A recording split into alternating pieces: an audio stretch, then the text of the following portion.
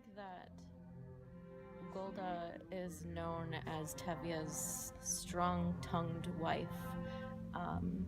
She's a very strong Jewish woman, set in her ways. She says from the beginning, that women have their place in this world. They have their place in the home. They take care of the house. They clean the clothes.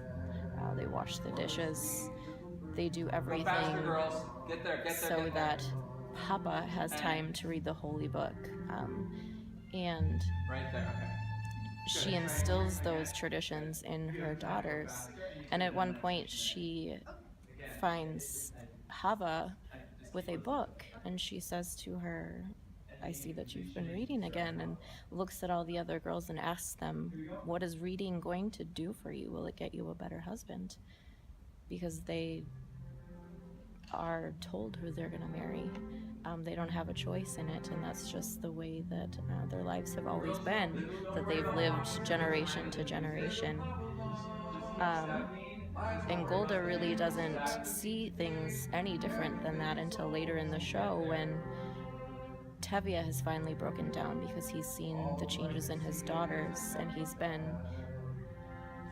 kind of tested a bit with them finding these men and finding love and what is love. And so he goes to Golda and asks her, do you love me? And she's confused and says, do I what? Do I love you? Where is this coming from? We've been married for 25 years. You've never asked me this before. And he states that the first day that he met her was on their wedding day.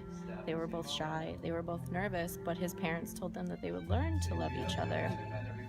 So then he again asks her, do you love me? And she takes a second and thinks, well, it's been 25 years and I've done all of these things, and I suppose that I do.